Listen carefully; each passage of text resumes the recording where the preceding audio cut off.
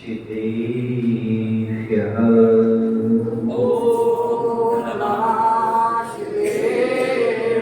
ॐ नमः शिवेभ्यः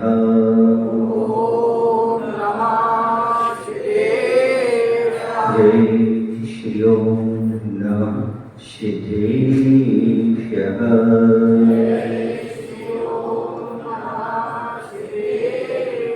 विश्वविज्ञं विद्वेदं वीरं वैराग्यवैभवं संगमुक्तं यतिं बुद्धं केशवं संभवं शिवं केशवं संभवं शिवं।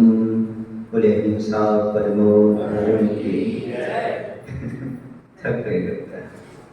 देवालय श्री पारसनाथ भगवान की इंद्रध्वज महामंडल विधान की आचार्य गुरुदेव अव्वल श्री विद्यासागर जी महाराज की पूज्य मुनिवर कुंथु सागर जी महाराज की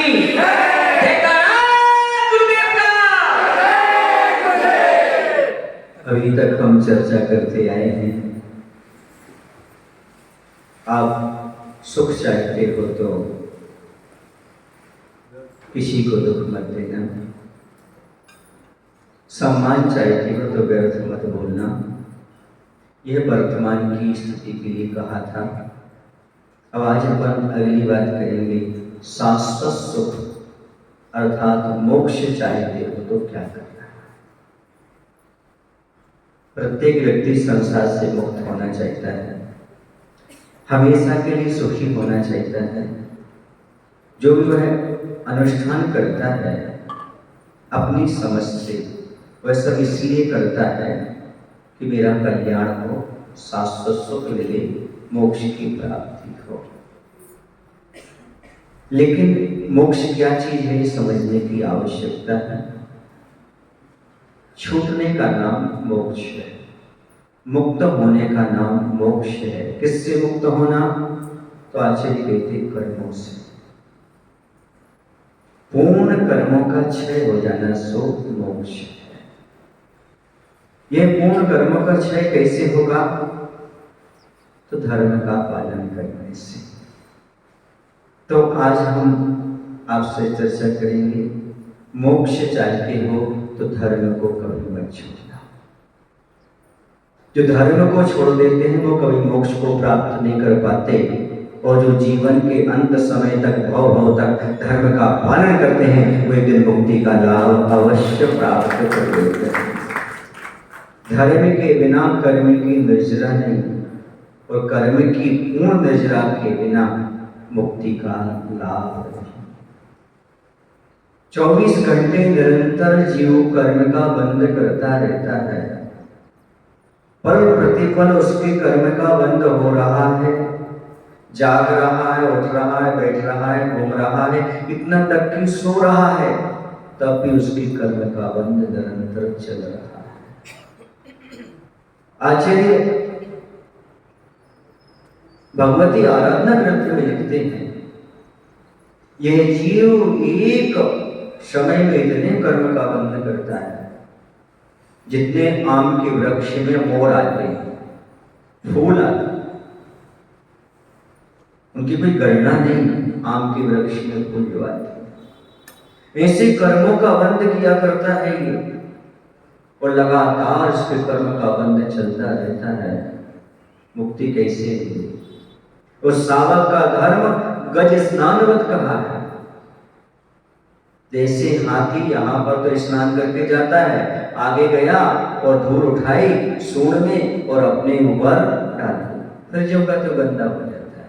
वैसे 1-8 घंटे आता है मंदिर में, भगवान की पूजन आदि करता है, प्रवचन सुनता है, तो 23 घंटे वही घोड़ा और वही मैदान, वही कर्म का बंध निरंतर कर शाश्वत सुख कैसे मिले?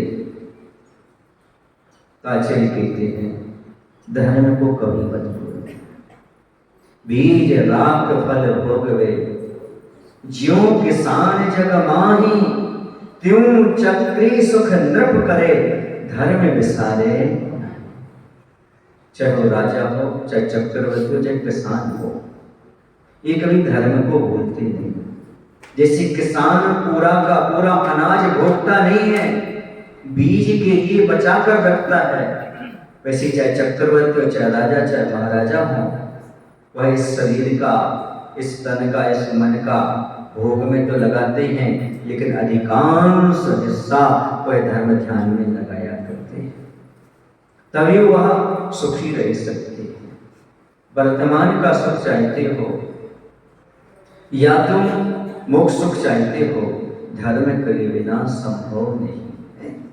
जो व्यक्ति धर्म का पालन करता है वह कहीं भी रह जाए हमेशा सुखी बना रहता है, चाहे वह दंडक वन में रहे, चाहे चित्रकूट में रहे, चाहे वह अज्ञातवास में रहे, कहीं भी रहे, लेकिन यदि उसके अंदर धर्म है तो वहां भी उसकी व्यवस्था हो जाती है। रामचंद्र जी जंगल में रहे, देवताओं ने राम नगरी का निर्माण करके उनकी व्यवस्था कर, सीता जी जहां भी गए उनकी व्यवस्था होती रही, पांडव लोग जहां भी गए उनकी व्यवस्था व्यवस्थित चलती रही, विद्युमन कुमार जहां भी गए 16 लाभों को प्राप्त करके।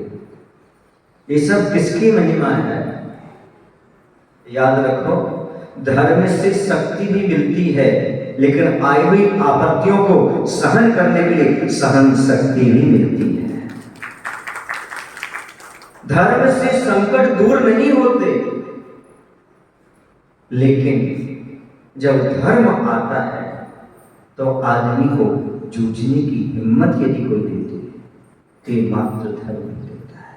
विपत्ति में संतुलन न खो पाए, ये सब धर्म का काम हुआ करता है।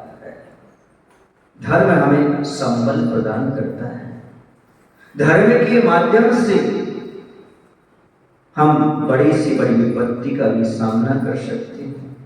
एक बार मैंने कहा था, पुनः कह देता हूं,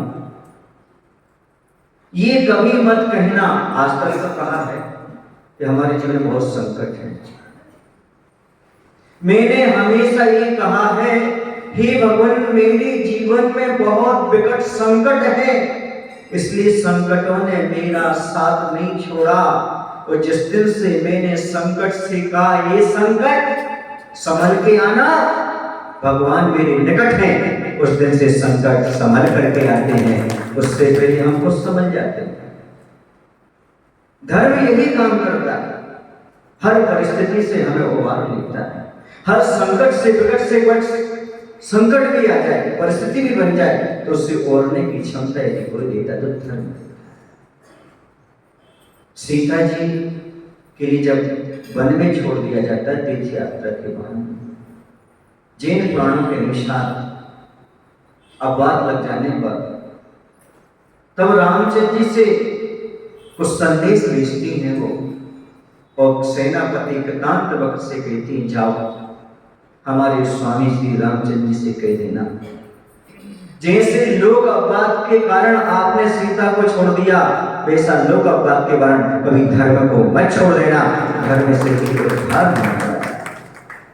धर्मात्मा के परिणाम देखो, दोष नहीं दिया रामचंद्र जी को, दोष नहीं दिया दशरथ जी को, दोष नहीं दिया किसी को, और ये और कहा कि कह देना कि धर्म को नहीं छोड़ना, तो इस संसार में जो कुछ भी है वो सब धर्म का ही परिणाम है।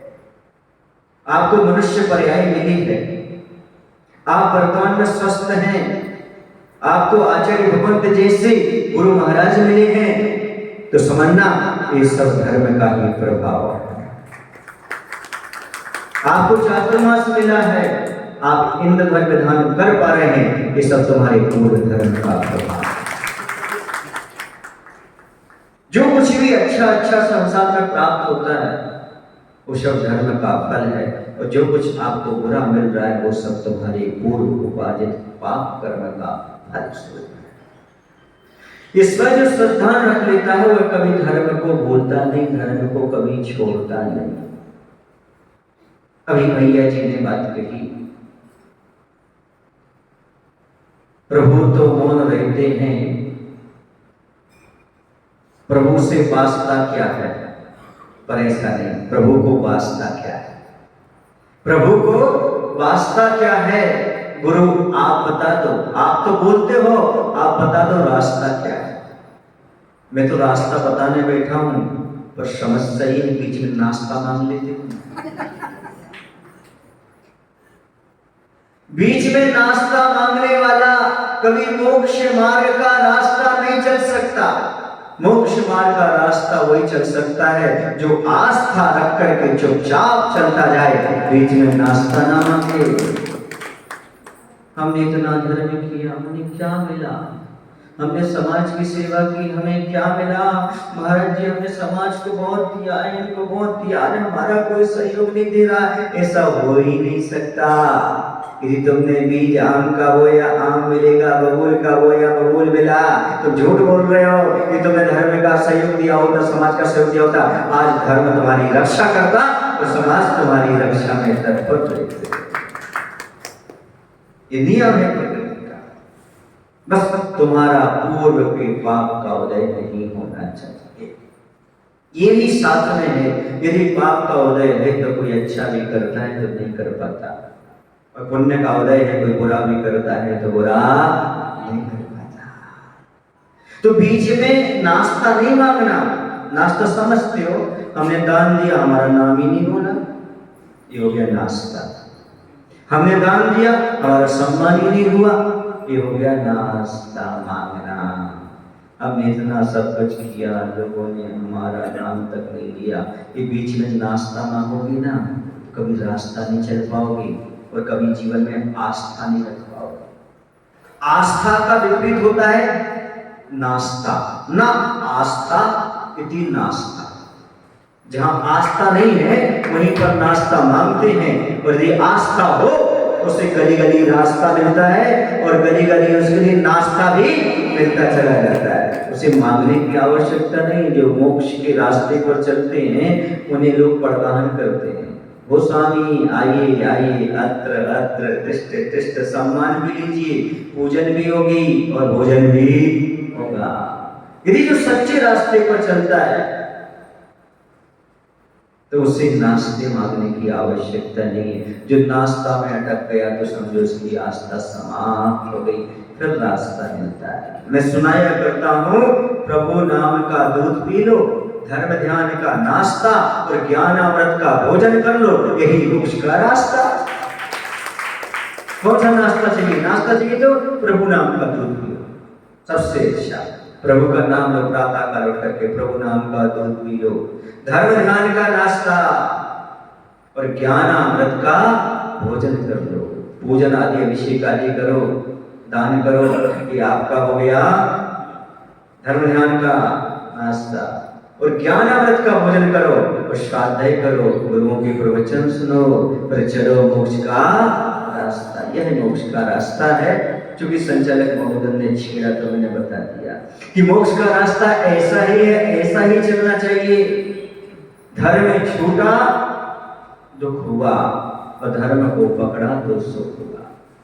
मैं एक एग्जाम्पल के माध्यम से आपको समझाना चाहता हूं। एक बार की बात है, एक छोटा सा बच्चा अपने पिताजी के साथ मेला देखने के लिए गया। पहले जमाने में मेला बहुत होते थे, आज भी होते होंगे पर इतना क्रेज नहीं, पहले बहुत होता था। वह बच्चा पिताजी की अगली पकड़ करके और पूरा का पूरा परिसर में घूम करके आ गया। सारी दुकानें, मिठाई की दुकान, पतंग की दुकान, झूला, आइसक्रीम, चश्मा, कपड़ा, सब कुछ देखा, बड़ा आनंद हो रहा। मेला कितना बढ़िया, अरे खुश, पूरब से पश्चिम, उत्तर से दक्षिण, कहीं भी घूम करके आया, बड़ा आनंद। चारों दिशाओं में उसने मेला देखा, बड़ा आनंद, बड़ा खुश। पिताजी ने उसको मनमाफिक सामग्रियां भी दिला दी। दोनों हाथों से सामग्रियां पकड़ ली।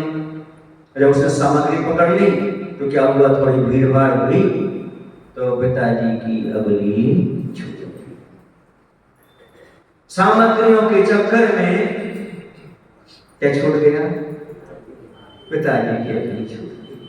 उससे बड़ा आनंद आ रहा था, लेकिन अब झूला भी वही है, मिठाइयां भी वही हैं, हाथ में वस्तुएं भी वही हैं, लेकिन अब रो रहा है। क्यों रो रहा है, दुखी क्यों हुआ, बता सकते हैं आप क्यों हुआ? पिताजी की अवली छूट गई, अब पिताजी से बिछुड़ गया। सारी वस्तुएं नहीं थी पहले तो भी सुखी था क्योंकि पिताजी की अवली पकड़े था, लेकिन अब सारी वस्तुएं होने के बाद भी दुखी क्यों है?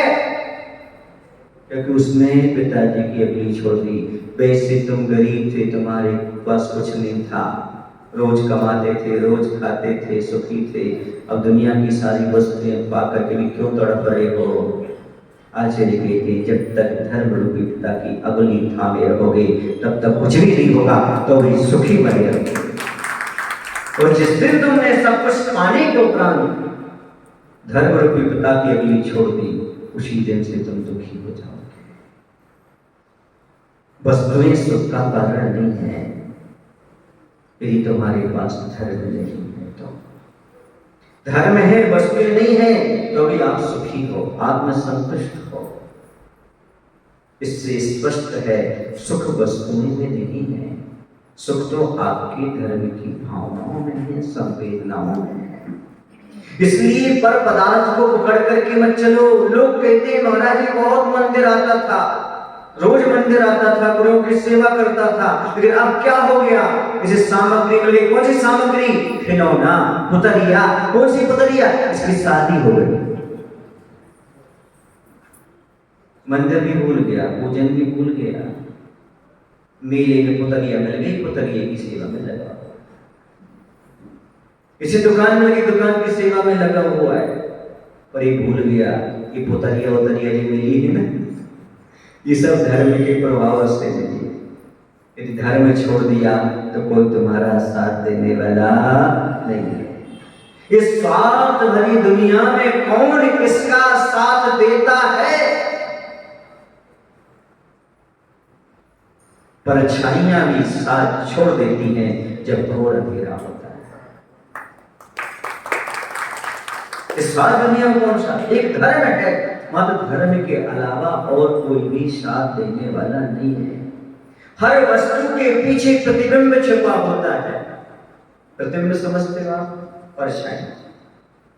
हर वस्तु के पीछे प्रतिबिंब छिपा होता है, हर खुशी के पीछे गम छिपा होता है। आप लोग खूब खुशी हो रही है, महाराज जी जब चतुर्मास मिल गया, खूब खुशी हो रही है, लेकिन दीपावली के बाद नहीं आया समझ में। महाराज जी का चतुर्मास हो गया, उतार पर आ गई गाड़ी, उल्टी गिनती शुरू हो गई है, समझ रहे हैं? नहीं आया समझ में। क्या कह रहा था मैं? हर वस्तु के पीछे प्रतिबिंब छुपा होता है, हर खुशी के पीछे गम छुपा होता है। ज्यादा खुश मत हो, दीपावली के बाद मालूम पड़ेगा। तो हर खुशी के पीछे गम छुपा होता है और हर वस्तु के पीछे प्रतिबिंब छुपा होता है, लेकिन दुनिया में उससे बड़ा कोई दोस्त नहीं होता। सब जुदा होते हैं पर धर्म कभी जुदा नहीं होता, धर्म कभी जुदा नहीं होता। एक धर्म है जो हमेशा आपके सामने खड़ा रहता है, तत्पर रहता है। वही कहता है जब तुम्हारा कोई साथ नहीं देगा, जब मैं साथ दूंगा, जब सारे मित्र पुत्र कलत्र आपका साथ छोड़ देंगे।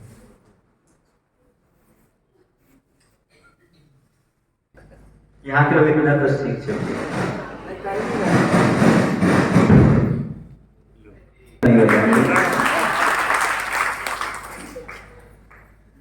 तो कहने का मेरा तात्पर्य है एकमात्र धर्म है, कहीं भी जाओ वह आपका सहयोग देता है।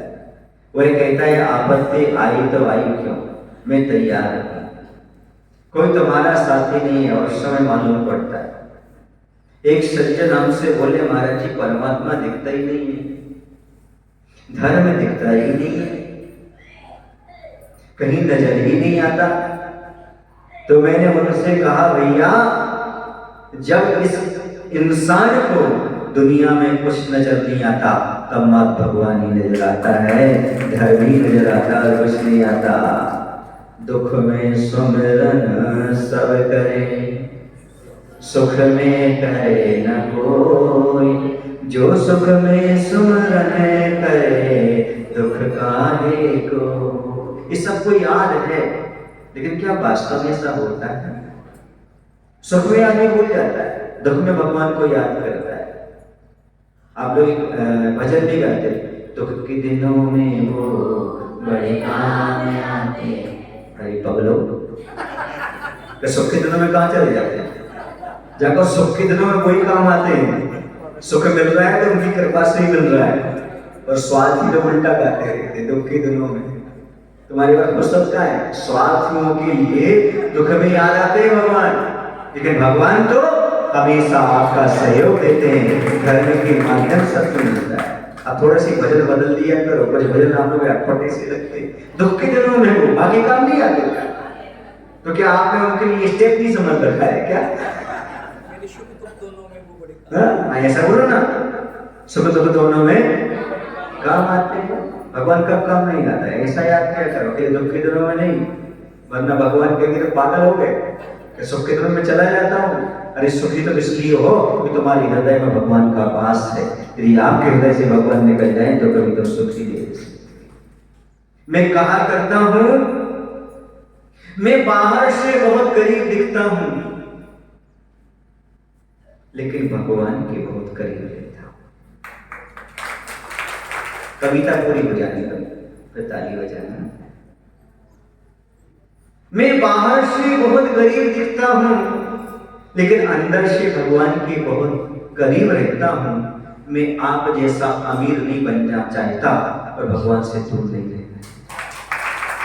अभी पूरी नहीं हुई। आप लोग मेरी कविता के बीच में तोड़ तोड़ करके सुनते हो। रोटी नहीं है और पूरी नहीं है जिस तोड़ तोड़ के 4 पीस बना के खाओ। सुनो भी पहले, ठीक है? जब तक मैं भगवान ना बन जाऊं तब तक ताली नहीं बजाना। इस कविता में शब्द ताली बजाए, सुनिएगा। मैं बाहर से बहुत गरीब दिखता हूं, पर अंदर से भगवान के बहुत करीब रहता हूं। मैं आप जैसा अमीर नहीं बनना चाहता और भगवान से दूर नहीं रहना चाहता। मैं तो और गरीब होना चाहता हूं और भगवान के और करीब रहना चाहता हूं। मैं इतना गरीब होना चाहता हूं, इतना गरीब होना चाहता हूं, एक दिन खुद भगवान होना चाहता हूं। हमें भगवान हो गया क्या? जब तक भगवान नहीं हो जाऊं तब तक और गरीबी चाहिए। कौन सी गरीबी? पाप की गरीबी, कसाई की गरीबी। हर आदमी कसाई में अमीर है, पाप में अमीर है, लेकिन धन है वो साधु परमेष्ठी जो कसाई और पाप से बड़े गरीब हैं और गरीब होकर के एक दिन भगवान बनने की उनकी इच्छा है। भगवान बन जाओ। तो आप लोग चाहते हैं कि आप गरीब हो जाओ? नहीं, कोई नहीं चाहता हम गरीब हो जाए। अरे कसाइयों से कह रहा हूं, लोभ कसाई से, क्रोध कसाई से, मान कसाई से, माया कसाई से, हिंसा, झूठ, चोरी, कुशील, परिग्रह, हे भगवान ये हमारे जीवन में बचे ही ना। हमको निर्धन हो जाए तभी तो हम सुखी हो सकते हैं, अन्यथा नहीं। यहां पर प्रत्येक व्यक्ति जो है सुख चाहता है, लेकिन समस्या ही है धर्म करना नहीं चाहता। नहीं महाराज जी, हम लोग धर्म करते हैं, देखो ना, धोती दुपट्टा पहने, मुकुट पहने, भगवान का अभिषेक पूजन कर रहे हैं। देखो, धर्मात्मा दिखना अलग है और धर्मात्मा बनना अलग है। हमें नहीं पता आप किस पर्पस से धोती दुपट्टा पहने, हमें नहीं पता आपका ध्यान करने का पर्पस क्या है। आप स्वयं जान सकते हैं कि मैं किस उद्देश्य से धोती दुपट्टा पहना हूं, किस उद्देश्य से भगवान की भक्ति कर रहा हूं। क्योंकि मैं 3 चीजें अच्छी तरह से जानता हूं। मौसम का ढंग, समझिए आप, अभी धूप निकली है, 5 मिनट में पानी गिर जाए, तो मौसम का ढंग पता नहीं। मौसम का ढंग, गिरगिट का रंग, और आदमी का मन कब बदल जाए कोई भरोसा नहीं। मौसम का ढंग कब बदल जाए पता नहीं, और गिरगिट का रंग कब बदल जाए पता नहीं, और आदमी का मन कब बदल जाए कोई भरोसा नहीं। मौसम ने एक दिन बदलते हुए कहा, मुझे बदलाव जरूर आता है पर मनुष्यों से कम आता है। गिरगिट ने कहा, मुझ में भी बदलाव आता है पर कम आता है।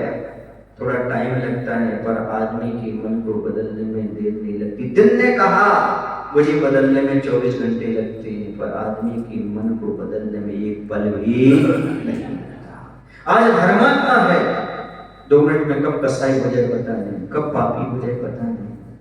अभी थोड़ी सी बात हो जाए, नहीं, थाली फेंक देगा, पुस्तक पटक देगा, भाग जाएगा। कब कसाई बन जाए कोई पता नहीं, कब लड़ाई कर दे कोई पता नहीं। ऐसा आदमी का मन है तो धोली दुपट्टा है, और ये क्रोध इतना कर जाएगा जैसे कोई शस्त्र लेकर भी नहीं करता है। तो कैसे कहें कि हम धर्मात्मा हैं? बहुत मुश्किल है। मैंने ऐसे सज्जनों को देखा है कि वास्तव में वो बहुत धर्मात्मा है, लेकिन उनके बेटे धर्म से एलर्जी रखते। हम उनके बेटे से कहा, बेटा तुम्हारे मम्मी पापा इतने अच्छे धर्मात्मा हैं, 2-2 घंटे मंदिर में रहते हैं, लेकिन तुम धर्म क्यों नहीं करना चाहते? बोले कैसा धर्म हमें पसंद नहीं, हमें कैसा धर्म पसंद नहीं है।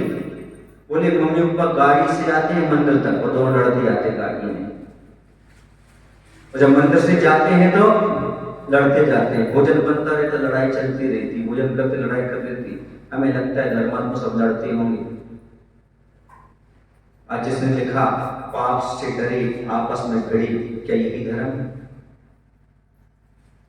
पाप से डरे आपस में भिड़े, क्या यही धर्म है?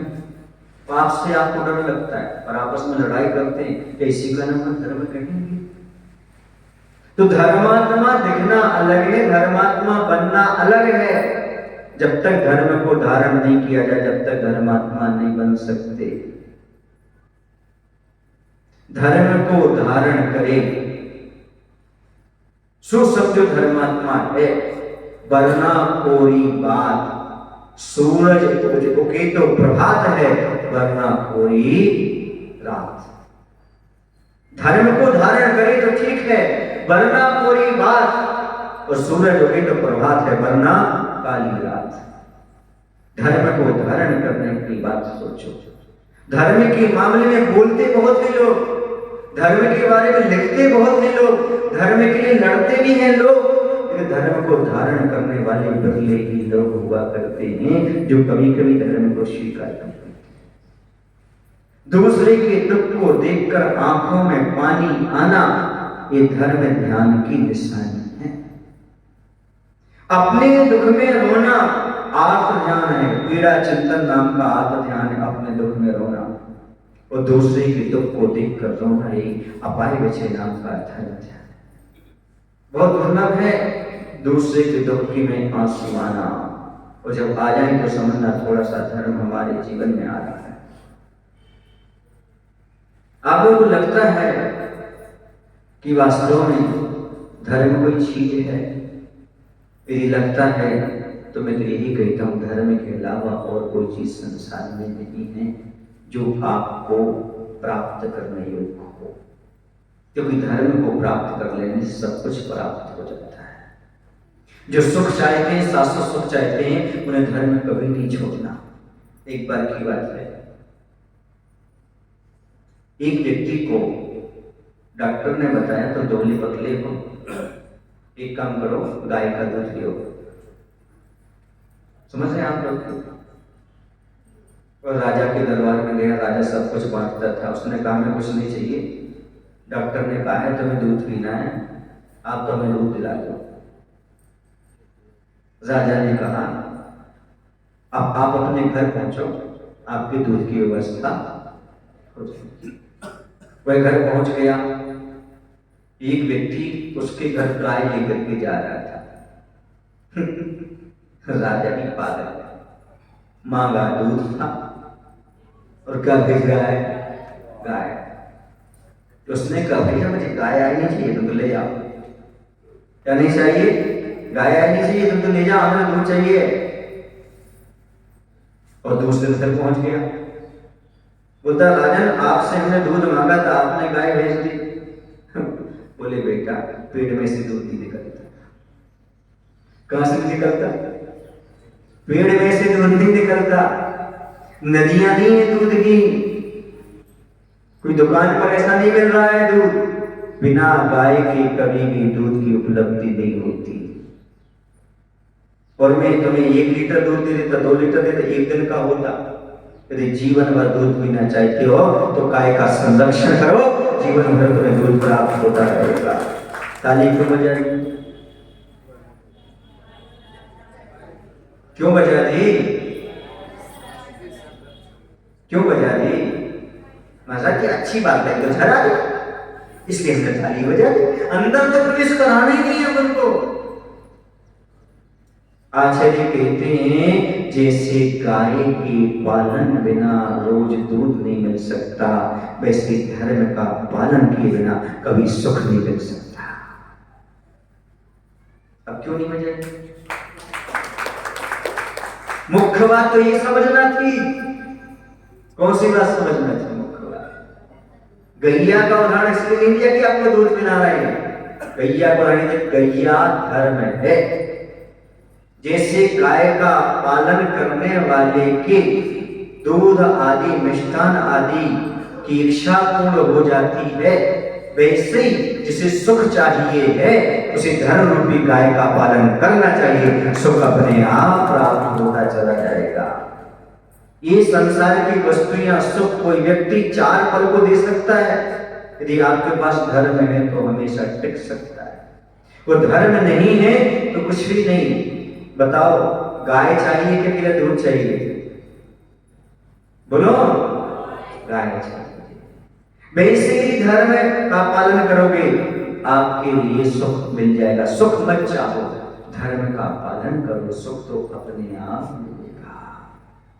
जो व्यक्ति धर्म का पालन किए बिना सुख की कामना कर रहे हैं वह गाय को अपने घर से बाहर निकाल करके दूध की कामना कर रहे हैं। मिलेगा क्या? संभव नहीं है। यदि आपके लिए दूध पीना है तो गाय का पालन करना होगा। आपको सुख चाहिए है तो धर्म का पालन करना पड़ेगा। धर्म के बिना जीवन में कोई भी आनंद नहीं। यदि जीवन में आनंद आता है, जीवन की शोभा है, तो कहते जैसे चंद्रमा के बिना रात्रि, कमल के बिना सरोवर, सुगंध के बिना फूल शोभा नहीं पाते, वैसे धर्म के बिना मनुष्य जीवन कभी शोभा नहीं पाता। मनुष्य जीवन में शोभा लाना चाहते हो, अपने जीवन को शोभित करना चाहते हो, सुरभित करना चाहते हो तो धर्म को अपनाने का प्रयास करो। क्योंकि जिस रात्रि में चंद्रमा नहीं होता, काली रात शोभा नहीं मिलती। जिस सरोवर में कमल नहीं खिलते वह शोभा को प्राप्त नहीं होते। जिस फूल में सुगंध ना हो वो शोभा को प्राप्त नहीं होते। वैसे जिसके जीवन में धर्म ना हो वो कभी शोभा को प्राप्त नहीं होता। इसलिए ये मौलिकता है हमारे जीवन में, ये यूनिवर्सल ट्रुथ है हमारे जीवन में कि सुख चाहते हो, समृद्धि चाहते हो और अपने जीवन की शोभा बनाए रखना चाहिए तो धर्म को कभी मत भूलो। वर्तमान युग में लिखा है जिस मनुष्य के पास पूर्व पर्याय में किया हुआ विशाल पुण्य होता है उसके लिए भयंकर वन भी नगर बन जाते हैं, जहर भी अमृत बन जाता है, शत्रु भी मित्र बन जाता है, अग्नि भी जल के रूप में परिवर्तित हो जाते हैं और तलवार भी हार बन जाती है। ये सब किसका प्रभाव है? धर्म के प्रभाव से ऐसा सब कुछ प्राप्त होता चला जाता है। अच्छा ये बताओ, आप लोग धर्म किसी की प्रेरणा से कर रहे हैं कि स्वयं कर रहे हैं? स्वयं कर रहे हैं। अरे वाह, तो स्वयं हो गए सब। अभी विधान में प्रेरणा से बैठे कि अपने आप बैठ गए? हाँ, प्रेरणा तो नहीं, प्रेरणा से बैठे। अच्छा, पाप किसी की प्रेरणा से कर जाते हो कि अपने आप कर लेते पाप? अपने आप। अब आई लाइन पर, जैसे आपके द्वारा पाप अपने आप हो जाता है वैसे ही धर्म हो जाए तो कल्याण होने में क्या? पाप तो आप स्वप्न में कर लेते हो लेकिन धर्म स्वप्न में याद नहीं आता। मैंने एक दिन कहा था एक ऐसी चीज है जो आपको हर जगह याद आती है। वो कौन सी चीज है? पैसा। मंदिर में भी पैसा याद आता है, सोते हुए स्वप्न में पैसा याद आता है, दुकान में भी पैसा याद आता है, रास्ते में पैसा याद आता है। यदि ऐसा आपको परमात्मा याद आ जाए तो कल्याण होने में देर नहीं। जैसे हर पल हर क्षण आपको पैसा याद आता है, वैसा परमात्मा जैसे धन याद आता है, वैसे धर्म क्या आपको हर पल याद आता है?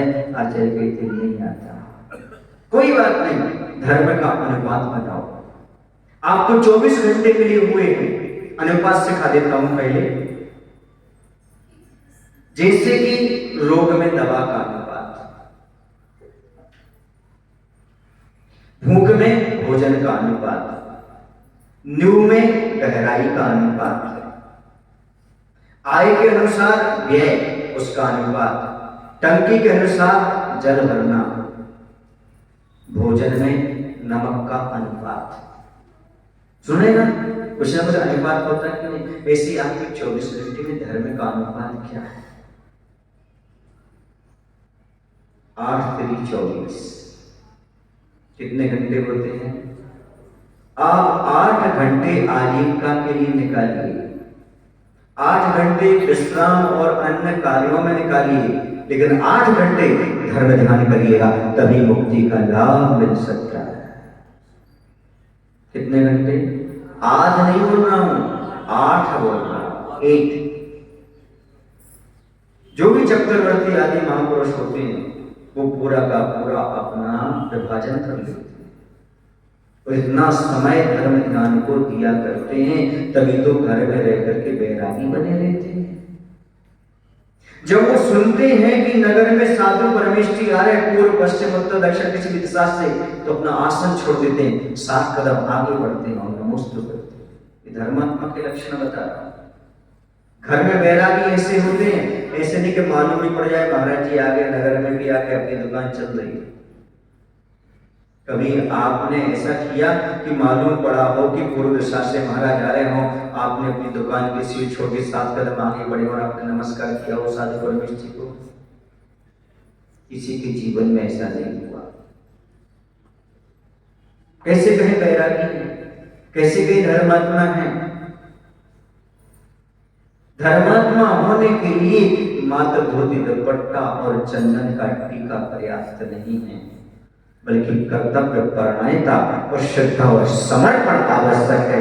जब तक कर्तव्य परायणता नहीं रहेगी, जब तक श्रद्धा नहीं रहेगी, समर्पण नहीं रहेगा, तब तक धर्म हमारे अंदर आ ही नहीं सकता। एक दादाजी थे, उन्होंने कहा महाराज जी, ये छोटा सा नाती आ रहा ना, नाती, इसने पता नहीं क्या सुन लिया आपके मुख से, इसने रात्रि भोजन छोड़ दिया। बड़ा आश्चर्य, इतनी उम्र में रात्रि भोजन छोड़ दिया। हमने कहा दादाजी आपकी उम्र कितनी होगी? 81। हमने कहा आपका रात्रि भोजन क्या आ गया? सोच तो रहे हैं महाराज जी। हमने कहा दादाजी आश्चर्य ये नहीं है एक छोटे से बच्चे ने रात्रि भोजन त्याग कर दिया, आश्चर्य ये है 81 में भी तुम झोंके आ रहे। 81 की वर्ष में भी तो रात्रि भोजन त्याग नहीं कर पाए। कोई धर्म करता है तो आदमी को आश्चर्य लगता है, पाप करता तो आश्चर्य क्यों नहीं लगता? कोई नहीं सोचता। कुछ लोग कहते हैं महाराज जी हमारे पास समय नहीं है, धर्म करने का समय नहीं मिलता। ठीक है, मैंने मान लिया, लेकिन जब आपको समय मिलता है, जब आप धर्म ही करते हो, मैंने माना कि आपके पास धर्म करने को समय नहीं, लेकिन जब आप को समय मिलता है तो आप धर्म करते हो क्या? फिर कैसी आपकी कंडीशन है? महाराज श्री कभी कभी ऐसा होता है, हम धर्म करना चाहते हैं लेकिन बहुत सारे संकट आ जाते हैं। 3 बार भोजन भजन एक बार, उसी में तो आते हैं संकट हजार। क्यों आते हैं? क्योंकि आपको 3 बार भोजन को कहा ही नहीं गया, आपको 3 बार भजन को कहा गया। हाँ, इसे संकट आते हैं। अब 3 बार भोजन करोगे और भजन एक बार तो संकट तो आएंगे। अब सुधार लो, 3 बार भजन, भोजन 2 बार, फिर कभी न आएंगे संकट 1000। अभी आप पढ़ के गए हो, पूर्व मध्य प्राण की वेला, पूर्वाचार्यों के अनुसार देव वंदना करो, भाव सौ सकल कर्म की। हे भगवान, मैं त्रिकाल वंदना करता हूं, त्रिकाल धर्म करने की बात है। तो 3 बार मंदिर आए आप तक? आए महाराज जी जब से आप, बाकी तो 3 बार वंदना बस बोल देते हैं, करते नहीं है। हे भगवान, तुम बिन में व्याकुल भयो, जैसे जल बिन मीन। हमें पता है कैसे व्याकुल हो। मैंने क्षणिका लिखी थी इसी बात पर, जब पूरी हो जाए और समझ में आए तब ताली हो जाना, बीच में डिस्टर्ब नहीं करना, ठीक है? चलिए। हे भगवान, आज तक मैं आपके सामने हाथ जोड़े रहा और दुनिया से हृदय जोड़े रहा। हे भगवान, मैं आज तक आपके सामने हाथ जोड़े रहा और दुनिया से हृदय जोड़े रहा, इसलिए मैं हृदय शून्य मिथ्या दृष्टि बना रहा। अब गुरु की कृपा से दुनिया से हाथ जोड़ता हूं। अब गुरु की कृपा से दुनिया से हाथ जोड़ता हूं। हे प्रभु, आपसे हृदय जोड़ता हूं। सच में मैं हृदय वाला सम्यक दृष्टि हो जाऊंगा। हृदय वाला सम्यक दृष्टि हो गई पूरी कविता। कंफ्यूजन में रहे होता है कभी कभी, जब जानवरों की सभा लगी तो उसमें क्या था, हाथी ने एक बात बताई। जो हाथी ने एक बात बताई तो सारे जानवर खूब हंसे, सबने तालियां बजाई, लेकिन गधे ने 30 दिन बजाए। पूछे क्यों? बोली आज समझ में आई। आपको कब समझ में आएगी बताओ ना? इन लोगों को तो अभी भी नहीं आई। कोई बात नहीं, 30 दिन बजा लेना, कोई दिक्कत नहीं। आपकी ताली है, आपकी ताली है। और नरेंद्र मोदी जी ने तो आपको सिखाई दिया, प्रधानमंत्री ने, ताली बजाना और कभी भी बजा सकते हैं। तो मेरे कहने का तात्पर्य इतना था, कितना था कि हम बोलते तो जरूर है कि भगवान हमारा हृदय ऐसा व्याकुल हो रहा है जैसे पानी के बिना मछली तड़प जाती है, लेकिन वास्तव में अपने हृदय पर हाथ रख करके पूछो, भगवान की पूजन करते समय दुकान याद आती कि नहीं आती, पैसा याद आता कि नहीं आता, लेकिन कभी दुकान चलाते हुए भगवान याद आए? कभी ग्राहक से बात करते समय महाराज जी याद आए? फिर कैसे कहें तुम बिन में व्याकुल हुए हो जैसे जल। ऐसी व्याकुलता यदि हमारे अंदर आ जाएगी तो शाश्वत सुख मिलने में फिर देर नहीं लगेगी। यहीं पर हमारी कमी है, हम कहते कुछ हैं और करते कुछ हैं। कुरल काव्य में लिखा हुआ है, धर्म से बढ़कर दूसरी और कोई नेकी नहीं है, अर्थात अच्छा काम धर्म से बढ़कर और कुछ नहीं है, और उसे भुला देने से बढ़कर और कोई बुराई नहीं है। धर्म को भूल गए, सब जो सारी बुराइयां तुम्हारे अंदर आ गई, और धर्म को याद कर लिया, धर्म को नहीं भूले, सब सबसे बड़ी अच्छाई आपके पास आ गई। और भी लिखा है, मुझसे यह मत पूछो कि धर्म करने से क्या लाभ, मुझसे ये मत पूछो कि धर्म करने से क्या लाभ है, बस एक बार पालकी उठाने वाले करामों की ओर देख लो और फिर उस आदमी को देखो जो उसमें सवार है। क्या बात है, पीछे से आवाज आई, आप लोग समझ में आया नहीं आया? आप लोग सिखाती जाते हैं ना। डोली वाले को देखा आपने, कितनी मेहनत करके चढ़ते थे, देखा आपने उनकी कंध भी छिल जाती है, ऐसे चलते हैं, सब लगता है कि आप लोग पैदल नहीं चल पा रहे, पर वो इतने बड़े 50-60 किलो के लोगों को 70 किलो लोग लग करके चल रहे हैं। तो कह रहे हैं, अब समझ में आया तो देख लेना, मुझसे यह मत पूछो कि धर्म करने से क्या लाभ है, बस एक बार पालकी उठाने वाले कहारों की ओर देख लो और फिर उस आदमी को देख लो जो उसमें सवार है। उठाने वाले ने पहले धर्म नहीं किया था, जो सवार है उसने धर्म किया था। आचार्य जी ने एक बार 2 पंक्तियां बोली थी इसी बारे में, अपने अपने कर्म का फल भोगे संसार, अपने अपने कर्म का फल भोगे संसार, एक खसटकती सींचता एक ले रहा बाहर। एक धूप में बाहर जाके खिड़की में और पानी सींच रहा है खसकी टट्टी में, एक अंदर बैठा हुआ उसका आनंद ले रहा है। एक इसका परिणाम पाप पुण्य का खेल है। जिसने धर्म का पालन किया था वो अंदर आनंद ले रहा है, और जिसने धर्म नहीं किया था वह बाहर धूप में पानी सींच रहा है। इन सब चीजों को देख करके अपने आप मालूम पड़ता है ऐसी कोई विचित्र वस्तु है जो हम सबका निर्णायक है, जिसके माध्यम से ये सब विषमता दिखाई दे रही है, जिसके माध्यम से कोई अमीर और कोई गरीब और कोई सुखी और कोई दुखी ये सब दिखाई दे रहा है, वो सब कर्म का परिणाम है, ये मान करके चलेगा। अन्न से रहित शरीर, नेत्र से रहित मुख, न्याय से रहित राजा कभी भी शोभा को प्राप्त नहीं होती। ऐसी मनुष्य पर्याय धर्म के बिना कभी शोभा को प्राप्त नहीं होती। धर्म विहीना पशु समाना। नीतिकार लिखते हैं कि धर्म से रहित जीवन तो पशु के समान है। बता चेतन क्या किया तूने अपने लिए, बता चेतन क्या किया तूने अपने लिए, था मनुष्य जन्म क्या पेट भरने के लिए। अरे पेट भरना तो पशु पक्षी भी जानते हैं। एक चिड़िया भी अपना पेट भर लेती है, हाथी भी अपना पेट, प्रकृति में है, चींटी को कन भर, हाथी को मन भर, सबको सब जगह मिल जाता है। आप भी पैसा कमाते हो, वो भी अपने बच्चों का पालन करते हैं, आप भी अपने बच्चों का पालन करते हो। आप बहुत बड़ा मकान बनाते हो, घोंसला बना लेते हो, वो गोदाम नहीं भरते, लेकिन पेट तो वो ही भरना चाहते हैं।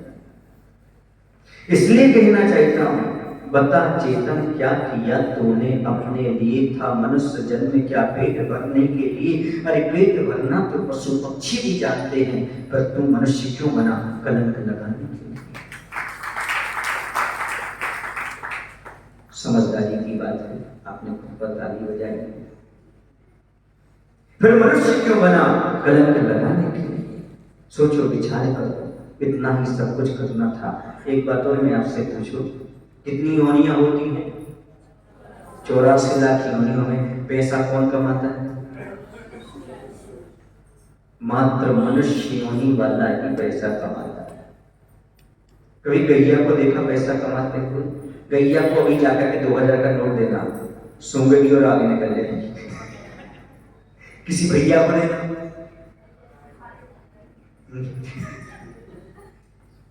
सोचो विचार करो, पैसे की गैये के सामने कोई कीमत नहीं है। कमाता कौन है? लेकिन पेट सबके भर रहे कि नहीं भर रहे? गाय का भी भर रहा, हाथी का भी भर रहा, सबका भर रहा है, मनुष्यों का भी भर रहा है। बोलो ना भाई, जरा सोचो विचार करो। कमाने में इतने व्यस्त मत रहो कि धर्म ही भूल जाओ। एक सज्जन से पूछा, भैया तुम कम आते हो? क्या करें भाई जी, कम आते हो, कमाते हैं, इसलिए हम यहाँ कमाते, दुकान पर कमाते हैं। वो कमाई तुम्हारे साथ जाने वाली नहीं है। हकीकत तो ये है, जो तुमने धर्म ध्यान में कमाई की है वही आपकी प्रभाव में जाने वाली है। इसलिए याद रखें मेरी बात को, और बात इतनी सी है, यदि शाश्वत सुख चाहते हो, मोक्ष सुख चाहते हो, संसार से मुक्त होना चाहते हो, तो धर्म को कभी मत छोड़ना, धर्म को कभी मत भूलना। 100 संकट आवे पर धर्म न छोड़ो छोड़ो, कर्म यदि भरमावे पर धर्म न छोड़ो छोड़ो। बचपन में जब घर में था तब शाम को समय लेटा लेटा ये भजन सुनता रहता था। पिताजी सुनाते रहते थे और वो बहुत सारे एग्जाम्पल्स के बीच में लाते थे।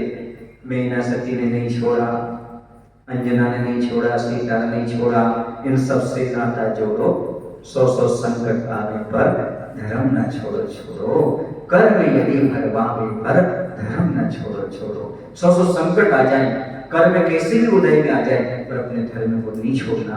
यदि शास्त्र सुख चाहिए तो इन्हीं भावनाओं के साथ बड़ी महावीर भगवान की आचार्य विद्यासागर जी महाराज की बोलो, हे प्रभु हम सभी को इतनी शक्ति इतनी बुद्धि देते रहना कि धंधे के बीच में भी हम भगवान के बंदे बने रहें। नमो